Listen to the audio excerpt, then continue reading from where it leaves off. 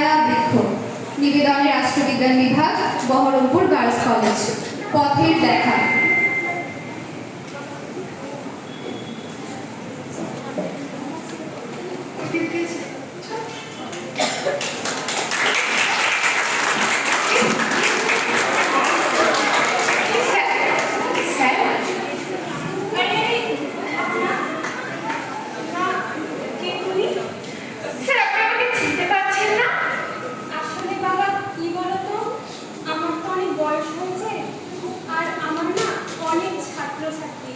তাই না সবার মুখগুলো না সবসময় মনে থাকে, কিন্তু হ্যাঁ বাবা তোমাদের মাথার উপর আমার আশীর্বাদ সবসময় আছে, বুঝলে তো? আমি শিউলি, 2000 সালের ব্যাচ। ও আচ্ছা আচ্ছা, শিউলি তুমি মা? হ্যাঁ। আচ্ছা আচ্ছা, কেমন আছো? ভালো আছি স্যার, আপনি ভালো আছেন? হ্যাঁ হ্যাঁ ভালো আছি। পড়াশোনা কেমন চলছে বলো? স্যার, এখন আমি একটি কলেজের অধ্যাপিকা।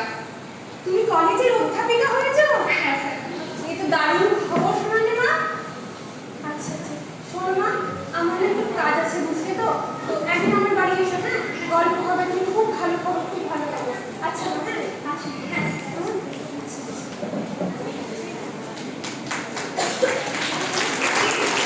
উনি কে ছিলেন রে? ওনাকে কি তুই প্রণাম করলি?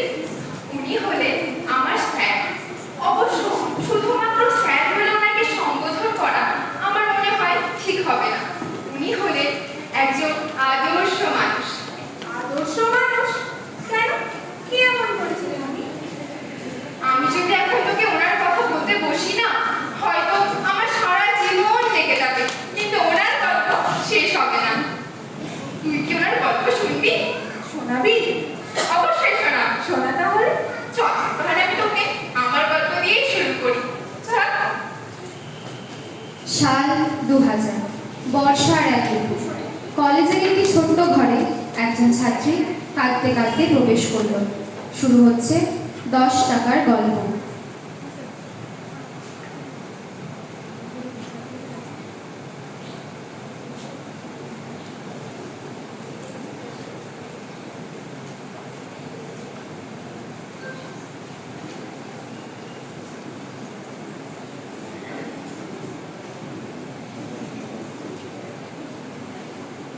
স্যার, আসুন।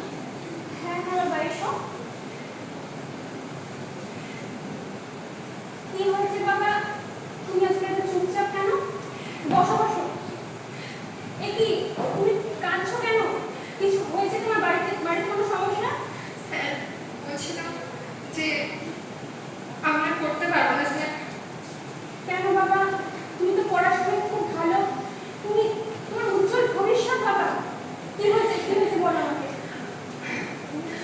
আসলে না, মানে ইচ্ছে থাকলে যে সবকিছু করা যাবে এমনটা নয়। আমার আমার বাড়িতে আমার সামর্থ্য নেই যে তারা আমাকে পড়াতে পারবে, সেজন্য আমার বিয়ে দিয়ে দেবে। দাঁড়াও বাবা। বাবা, এটা রাখো। না না স্যার। শোনো বাবা, শোনো, এটা রাখো। দেখো বাবা, যারা চেয়ে নেয় তাদের তো দেওয়া সহজ বাবা, তাই না? কিন্তু যারা চাইতেও লজ্জা পায় তাদের দেওয়া তো আমাদের কর্তব্য। শোনো বাবা, আজ থেকে প্রতি মাসে এই 10 টাকা তুমি আমার কাছ থেকে নেবে, কেমন? স্যার, আমি পরিশোধ করতে পারবো না। না না না, এটা ঋণ নয়, এটা একটা বিশ্বাস, বুঝলে তো? কিন্তু হ্যাঁ, একটা শর্ত। কি স্যার? শোনো, তোমার আজকে একটা কথা বলি, নিজেকে কোনোদিন গরিব ভাববে না, বুঝলে? টাকার অভাব মানুষকে গরিব করে না, স্বপ্নের অভাব মানুষকে গরিব করে, বুঝলে? তাই কখনো স্বপ্ন দেখা ছাড়বে না, কেমন? আর কোনো সমস্যা হলে আমাকে বলবে, দ্বিধা কোনো ছাড়াই, ঠিক আছে বাবা? আরে থাক থাক থাক থাক থাক। শোনো বাবা, আজকে ড্রয়িং করতে হবে না, তোমাকে একটা কথা বলি। তুমি যেদিন এসে বলবে স্যার আমি পেরেছি, আর সেই দিনই হবে আমার জন্য, কেমন? আচ্ছা বাস, এসে তবে কোনো সমস্যা হলে আমাকে বলবে, আচ্ছা?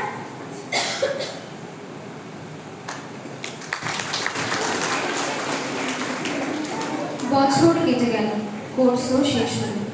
10 টাকা হয়তো পৃথিবীর হিসাবে খুব সামান্য ছিল, কিন্তু একজন শিক্ষকের বিশ্বাস একজন ছাত্রীর জীবনে অমূল্য হয়ে উঠেছিল।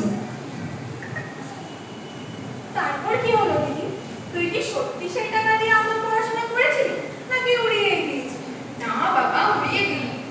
আসলে সেদিন স্যার যে শুধুমাত্র আমাকে অর্থনৈতিকভাবে সাহায্য করেছিলেন তা নয়, জানিস। সেদিন স্যার আমাকে শিখিয়েছিলেন নতুন করে স্বপ্ন দেখতে। এবং দেখ, আজ আমি চাকরি করি একটি কলেজে অধ্যাপিকা। তুই কি ওনার আরেকটি গল্প শুনবি? শোনাবি? অবশ্যই শোনাবো। শোনা তাহলে। তোর হাতের লেখা যতটা বিশ্রী, আমার হাতের লেখা বিশ্রী? আরে বাবা, না না না না না। আচ্ছা বাবা, যে মেয়েটির কথা বলছি ওর হাতের লেখা এতটা বিশ্রী, মনে হতো কেউ সাদা পেপারের ওপর একটি পিঁপড়ের ওপর কালি মাখিয়ে পেপারের ওপর ছেড়ে দিয়েছে। তুই কি ওর গল্প শুনবি? হ্যাঁ, চল তবে শোন। অক্ষরের সৌন্দর্য।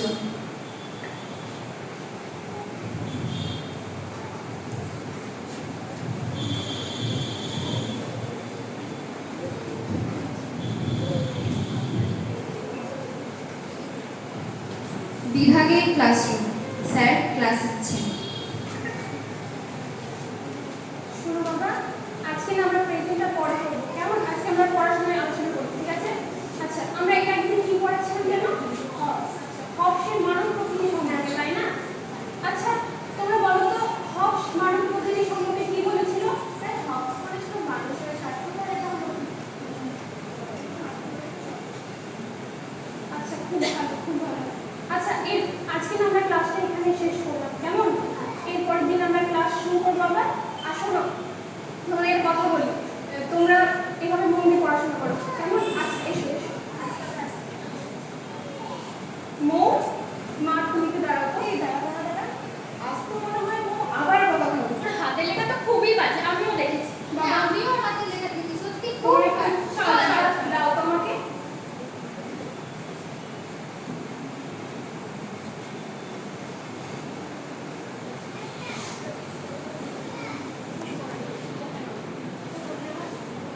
বাবা, তুমি তো উত্তর খুব ভালো লিখেছ, চিন্তা ভাবনাগুলো খুব সুন্দর, কিন্তু বাবা এটা পরীক্ষা করবে কিভাবে?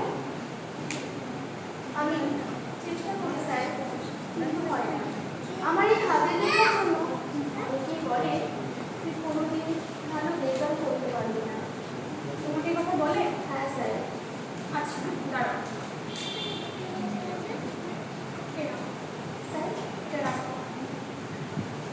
শোনো বাবা, আজ থেকে প্রতিদিন ক্লাস শেষে আমাদের হাতে 15 মিনিট সময় থাকবে, কেমন? আমরা লেখা প্র্যাকটিস করবো। স্যার, আপনি আপনি আমাকে হাতের লেখা শেখাবেন? কেন বাবা, শিক্ষকের কাজ কি শুধুমাত্র বই পড়ানো? না স্যার। মানুষের দুর্বলতাকে শক্তিতে পরিণত করা তো শিক্ষকতারই অংশ, তাই না বাবা? আচ্ছা বাবা, শোনো, তুমি বুঝতে পারো।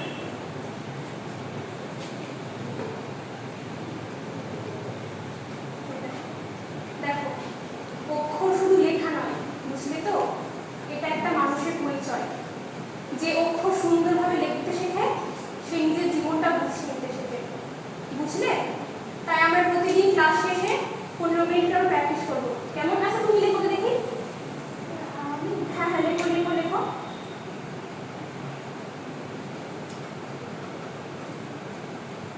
না স্যার, কিছুতেই হচ্ছে না। শোনো বাবা, তোমার একটা কথা বলি। আচ্ছা, একটা শিশু যখন হাঁটতে শেখে তখন কি সে একদিনে দৌড়তে পারে? না তো স্যার। তবে তোমার আজকে ভুল হয়েছে, কালকে হবে, কাল না হলে পরশুদিন হবে, দেখবে তুমি ঠিক একদিন পারবে, বুঝলে তো? আর এই লেখায় তোমার একটা সুন্দর ইতিহাস করবে, কেমন বাবা? থাক থাক, প্রণাম করতে হবে না, অনেক বড় হও। আর ওই কথা থাকলে তবে, হ্যাঁ, ক্লাস শেষে 15 মিনিট করে আমরা লেখা প্র্যাকটিস করবো, কেমন? আজকে এসো তবে। আচ্ছা।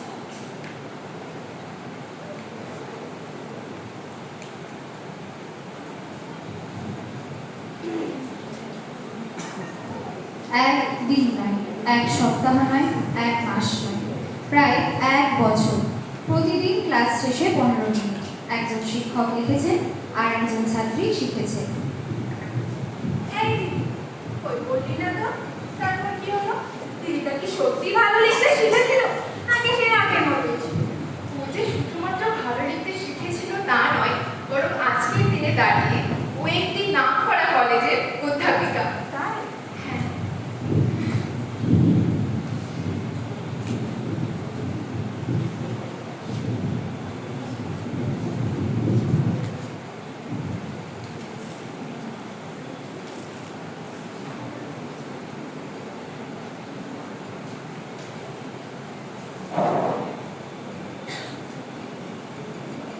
স্যার, স্যার আসবো? হ্যাঁ হ্যাঁ বাবা, এসো। চিনতে পারছেন স্যার? বাবা, কে তুমি? স্যার আমি মৌ, যার হাতের লেখা একদিন আপনি নতুন করে লিখেছিলেন, আমি সেই মৌ। ও আচ্ছা আচ্ছা, মো তুমি? হ্যাঁ, স্যার। আচ্ছা আচ্ছা, কেমন আছো মা? ভালো আছি, স্যার। আচ্ছা, পড়াশোনা কি বলো, খবর কি চলছে?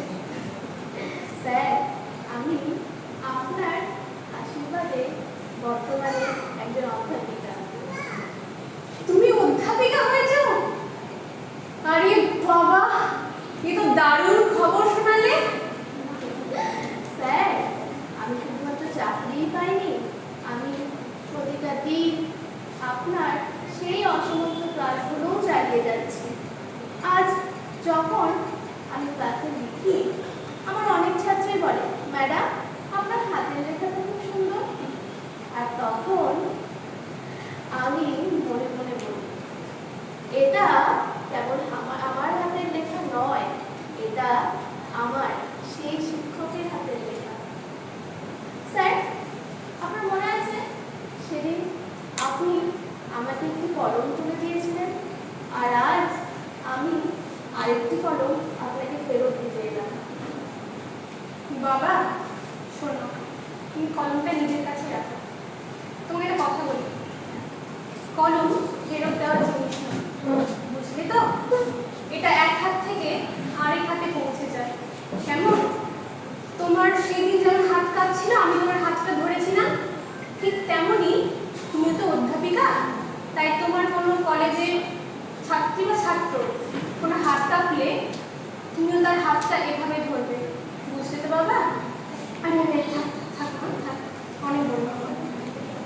আচ্ছা বাবা শোনো, আমি না একটু বাইরে যাবো, বুঝলে তো? তো তুমি আজকে এসো, হ্যাঁ? তুমি একদিন আমার বাড়ি এসো, গল্প হবে, হ্যাঁ, কথা হবে। আচ্ছা, আসছি স্যার। হ্যাঁ বাবা, এসো।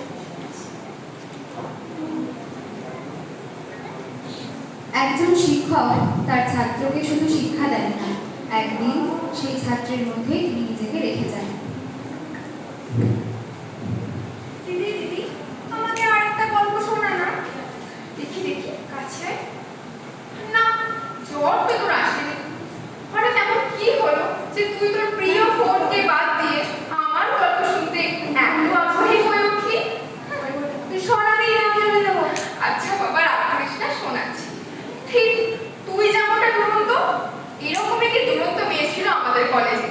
প্রতিদিন বদমাশি করতো, পুরো কলেজকে নিজের মাথায় তুলে রাখতো, আর বকা খেত প্রতিটি স্যার ম্যামের কাছে। তুই কি ওর গল্প শুনবি? শোনা, চল তাহলে। শাসনের আড়ালে ভালোবাসা।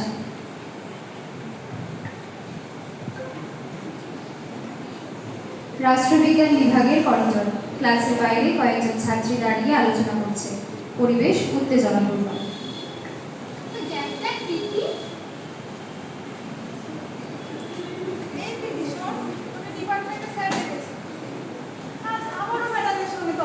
শুধু ম্যাডাম কেন, তো কারোর কথাই শোনে। আজ ওকে স্যারও বাঁচাতে পারবে না। চলো চলো স্যার।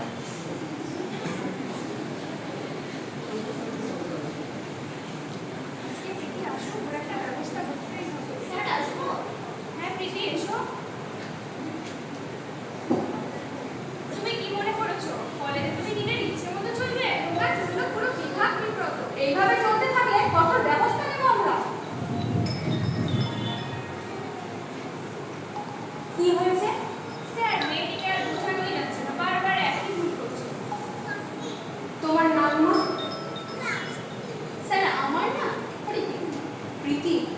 আচ্ছা প্রীতি বাবা, তুমি তো আমার সঙ্গে বাইরে এসো তো। আচ্ছা স্যার, চলো।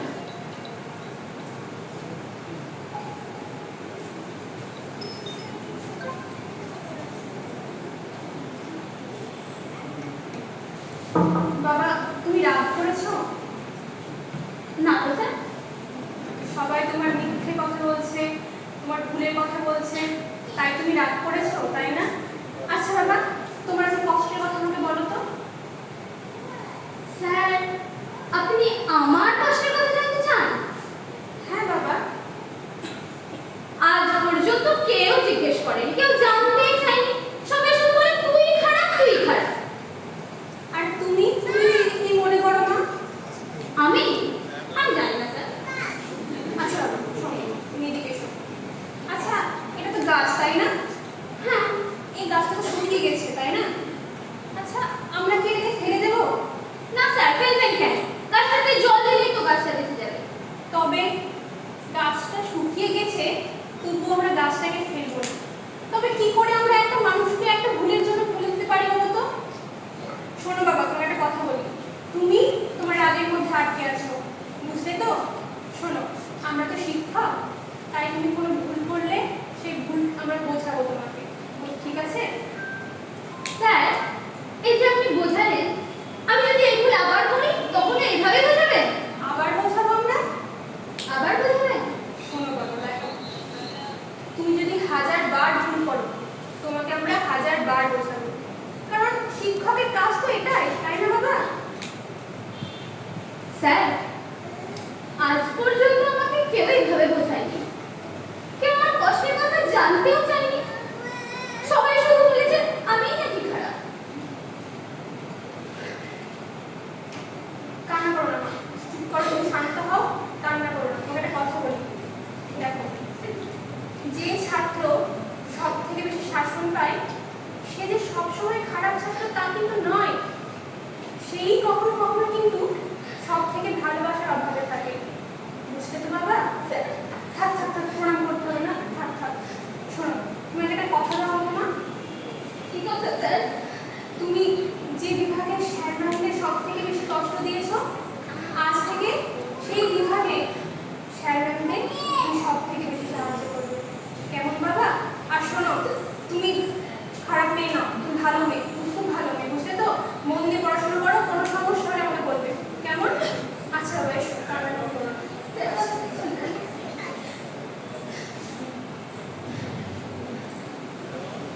কিছু শাসন মানুষকে ভয় দেখায়, আর কিছু শাসন মানুষকে বদলে দেয়। ডক্টর খয়বর আলী মিয়ার শাসন ছিল দ্বিতীয় ধরনের। তারপর কি হলো? পিসটা কি সত্যি বলতে গিয়েছিল, নাকি সেই আগের মতোই দুষ্টু ছিল? ও যে শুধুমাত্র সত্যি বলতে গিয়েছিল তা নয়, বরং ওর বিদায় অনুষ্ঠানের দিন সব থেকে বেশি কান্না ওই করেছিল। কেন জানিস? কেন? কারণ প্রথমবার ওকে কেউ শাসন না করে, শাস্তি না দিয়ে ওর মনের কষ্ট জানতে চেয়েছিল। জানিস তো দিদি, তোর স্যার খুবই ভালো, তাই না? হ্যাঁ, খুবই ভালো। আচ্ছা, একটা কথা দিবি? হ্যাঁ দেব। আমাকে তো স্যারের সাথে পরিচয় করিয়ে দিবি? আমি না তো স্যারের সম্পর্কে আরো জানতে চাই। তুই স্যারকে জানতে চাস? হ্যাঁ। জানিস তো, উনি আমাদের সবসময় বলতেন, ভালো মানুষ সে নয় যে হয়তো জীবনে কখনো কোনো ভুল করে, কারণ সেটি বাস্তবে সম্ভবই নয়। কিন্তু ভালো মানুষ সে যে নিজেকে সবসময় ক্ষমা করে দেয়, নিজের আত্মবিশ্বাস ধরে রাখে, নিজের দৃঢ়তা এবং চরিত্রকে সবসময় এগিয়ে নিয়ে যায়। জানিস তো, আমি আজ বুঝলাম তুই কেন সেদিন ওনাকে প্রণাম করেছিস। কারণ উনি তো শুধু একজন শিক্ষকই নন, উনি হলেন একজন আদর্শ শিক্ষক, আমাদের সকলের ছায়া। বোন, বলছি কালকে 31 জুলাই না? হ্যাঁ কেন? এই জানিস, কালকে স্যারের ফেয়ারওয়েল। তুই কি যাবি আমার সঙ্গে? আমাকে নিয়ে যাবি তুই? অবশ্যই নিয়ে যাব। চল তাহলে, চল। কলেজের ক্লাসরুম L4, সময় 3:19, 31 জুলাই 2026।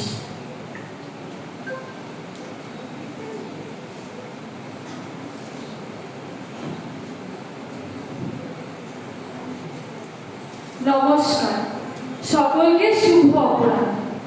আমি খুশি সোমানি, বহরমপুর গার্লস কলেজের রাষ্ট্রবিজ্ঞান বিভাগের 7ম সেমিস্টারের ছাত্রী।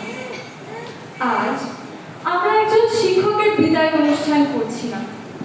আজ আমরা একজন প্রতিষ্ঠানের ইতিহাসকে সম্মান জানাতে একত্রিত হয়েছি। আমি বিনীতভাবে অনুরোধ করছি আমাদের সকলের প্রিয় শ্রদ্ধেয় ডক্টর খয়বর আলী মিয়া মহাশয়কে মঞ্চে আসার জন্য।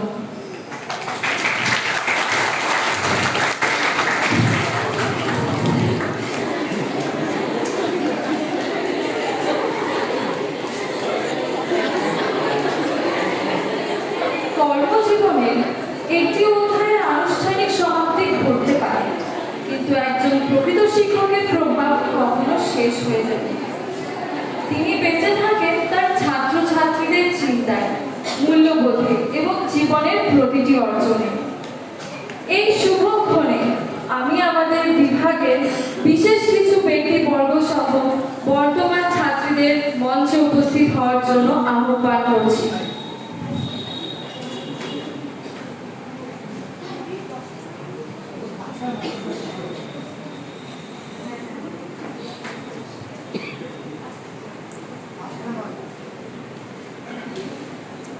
স্যার, আমি শিউলি সরকার, 2000 সালের ব্যাচ।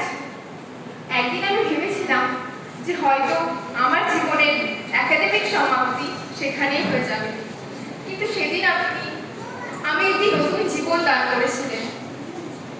আপনি যে সেদিন শুধুমাত্র আমাকে অর্থনৈতিকভাবে সাহায্য করেছিলেন তা নয়, বরং সেই সাহায্যের কথা আজ পর্যন্ত কেউ জানে না। আপনার শেখানো সেই মূল্যবোধ, মানবিকতা, ধৈর্য সবকিছু নিজের মধ্যে আঁকড়ে চলে আজ আমি একটি কলেজের অধ্যাপিকা। স্যার, আমি ঘোষ। একদিন আমি আমার হাতের অস্পষ্ট লেখার কারণে আত্মবিশ্বাস হারিয়ে ফেলেছিলাম। সেদিন আপনি শুধুমাত্র আমার হাতের লেখাই ঠিক করেননি, ঠিক করেছিলেন এবং লিখে দিয়েছিলেন আমার আত্মবিশ্বাস। আজ যখনই যেখানেই আমি লিখি না কেন, প্রতিটি অক্ষরে আমি আপনার হাতের স্পর্শ খুঁজে পাই। স্যার, আমি হলাম সেই প্রীতি যাকে একদিন ডিপার্টমেন্টের সবাই বলতো যে আপনি নাকি খারাপ। শুধু আপনি বলেছিলেন তুমি খারাপ নাও, তুমি কষ্টে আছো। সেদিন আমি প্রথমবার নিজেকে ঘৃণা করা বন্ধ করেছিলাম। যেদিন সবাই আমাদের ভবিষ্যৎ নিয়ে নীরব ছিল, সেদিন শুধুমাত্র একজন মানুষ বলেছিলেন অন্যায়ের বিরুদ্ধে নীরব থাকাও অন্যায়। সেদিন আমরা শুধুমাত্র একজন সহকর্মীকে পাই, বরং পেয়েছিলাম একজন অভিভাবককে। স্যার, আমি আপনার সহকর্মী। স্যার, আপনার মনে আছে আমি একবার আপনার বহু বছরের পরিশ্রমকে হারিয়ে ফেলেছিলাম। তার জন্য আপনি একটিবারের জন্য বলেননি যে তুমি দোষী, সব দোষ তোমারই। সেই দিন আপনি আমাকে দোষী না দিয়ে আপনি আমাকে ক্ষমা করে দিয়েছেন। সেই দিন বুঝেছিলাম যে ক্ষমা শুধু একটি শব্দ নয়, ক্ষমা একটি চরিত্র।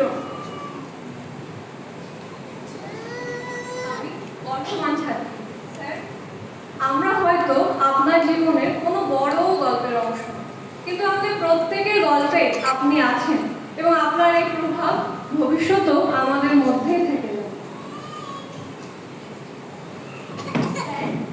একটা প্রশ্ন করতে পারি? প্রশ্ন করবে? আচ্ছা বাবা, করো। স্যার, আপনি এত মানুষকে এত ভালোবাসা দিলেন, বদলে কি পেলেন? আমি বাবা, আমি কিছু পাইনি বলছো? আমি তো মানুষ পেয়েছি। এই যে আমার ছাত্রীরা, আমার সব থেকে বড় অর্জন। শোনো, শিক্ষক কখনো নিজের জন্য বাড়ি বানান না, তিনি মানুষ করেন। আর সেই মানুষগুলোই একদিন তার ঠিকানা হয়ে যায়। এরপরে বলবে আমি কিছু পাইনি বাবা।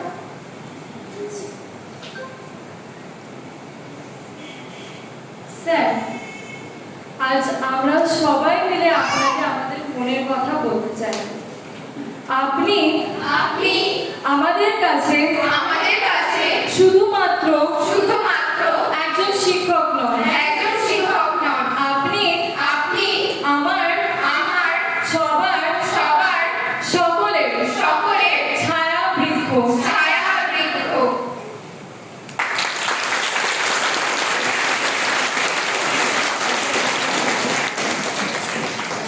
শিক্ষকের অবসর হয়, শিক্ষকতার নয়। বৃক্ষ একদিন বৃদ্ধ হয়, কিন্তু তার ছায়া বেঁচে থাকে। তাই ছায়া বৃক্ষ সর্বদা মাথা উঁচু করে রয়ে যায়।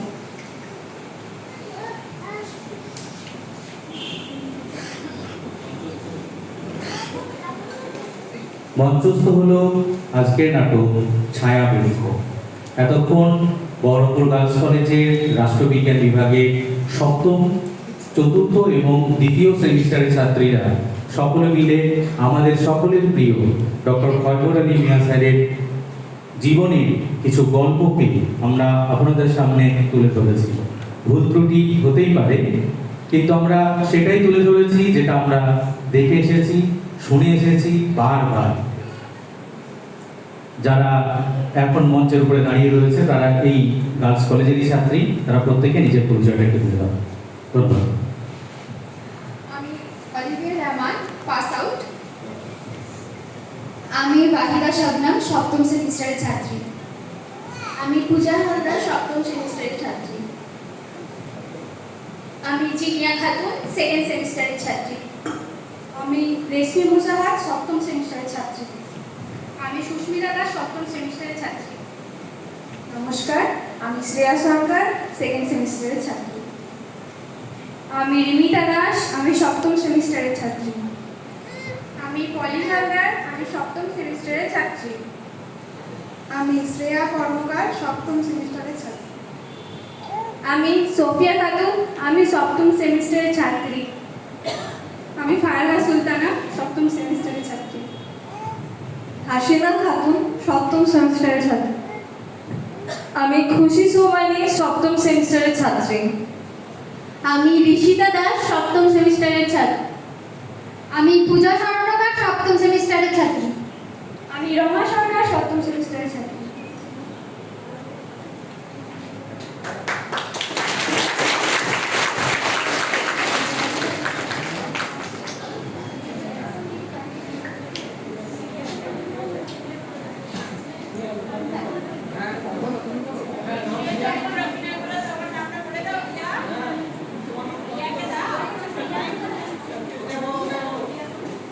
আমার নাম রিয়া দাস, আমি সপ্তম সেমিস্টারের ছাত্রী।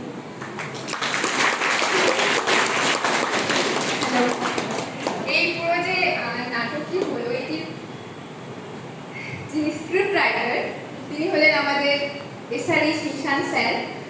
উনি অবসর স্যার, নাসিম স্যার সকলেই আমাদের নাটকের রিহার্সালের সময় প্রতি মুহূর্তে সবসময় থেকেছেন এবং স্যারকে